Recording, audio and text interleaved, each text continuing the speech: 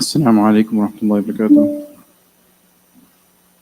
بسم الله الرحمن الرحيم نحمده ونصلي على رسوله الكريم أما بعد قال النبي صلى الله عليه وسلم الإيمان بضع وسبعون شعبة فأفضلها قول لا إله إلا الله وأدناها إماطة الأذى عن الطريق والحياء شعبة من الإيمان وكما قال عليه الصلاة والسلام. We continue with the hadith that we mentioned yesterday, in which the Prophet ﷺ explains to us that Iman has 70 some branches, and the greatest of all these branches is to say La ilaha illallah. And yesterday we talked about the lowest branch of Iman, which is to move an obstacle from the path. And I just wanted to mention one thing yesterday. One of our brothers here was mentioning that one other way we could think of this hadith is to not block other people's driveways or to not be an obstacle in terms of our car. So we should try our best to not become obstacles for people, especially when they're coming to the masjid. Maybe they might get annoyed and think, you know what, I'm not even going to come anymore because every time I come, my car gets blocked. So let us not be a means of people getting annoyed, or even the neighbors being annoyed of people at the masjid and causing problems for the masjid as well, inshallah. So that's another way we can consider this hadith as well. And finally, we come to the last part of the hadith, in which al-haya'u shu'batun min al-iman. That haya is a branch of iman.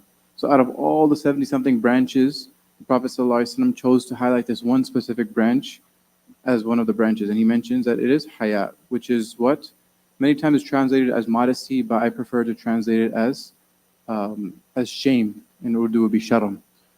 And so it is that feeling that you feel ashamed in front of Allah subhanahu wa ta'ala to commit sins and to do things which are considered to be evil. And so this is something that is actually a distinguishing characteristic of Islam. It comes in a hadith that إِنَّ لِكُلِّ دِينٍ خُلُقًا وَخُلُقُ الْإِسْلَامِ الْحَيَاءُ كما قال عليه الصلاة والسلام. That every deen has its distinguishing characteristic, and the distinguishing characteristic of Islam is al-haya. Someone might think, okay, haya is just general, it's just talking about dressing properly and keeping the interactions between non-mahrams at a minimum and things like that. Those things are definitely falling under haya, but haya is much more than that. Haya is being afraid of Allah subhanahu wa ta'ala and realizing that Allah subhanahu wa ta'ala is watching us at all times, and feeling shame in front of Allah that Allah has given me so much. Allah subhanahu wa ta'ala is the creator of the heavens and the earth, yet I'm committing these sins with these same body parts that Allah subhanahu wa ta'ala is giving me. I'm committing such terrible sins. So that's the essence of haya.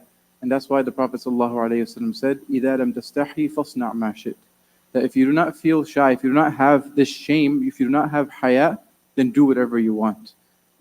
In other words, haya is that thing which is the thing which stops you from committing all these sins. Once haya is gone, then you could literally do anything, because there's no barrier, there's nothing stopping you from committing all these evil acts. So this is a very important characteristic that we have to keep in mind. And this Sahaba radiallahu anhum had this to the highest extent, to the point where when they went to the bathroom, they would even feel ashamed in front of Allah and feel shy. They would try to cover their private parts even while they were using the bathroom, because they were always aware that Allah subhanahu wa ta'ala is watching them. And so Allah subhanahu wa ta'ala actually revealed the ayah, أَلَا حِينَ يَسْتَغْشُونَ ثِيَابَهُمْ يَعْلَمُ مَا يُسِرُّونَ وَمَا يُعْلِنُونَ. That Allah knows what you're concealing and what you do in open. Meaning, Allah is telling the Sahaba radiallahu anhum that there's no need to do this, when you're using the bathroom as well. But the point to highlight here is that Sahaba radiallahu anhum had this shame at all times. And this was not something that they were committing a sin or something. It's just that they just felt shy in front of Allah subhanahu wa ta'ala to have their private parts out in the open.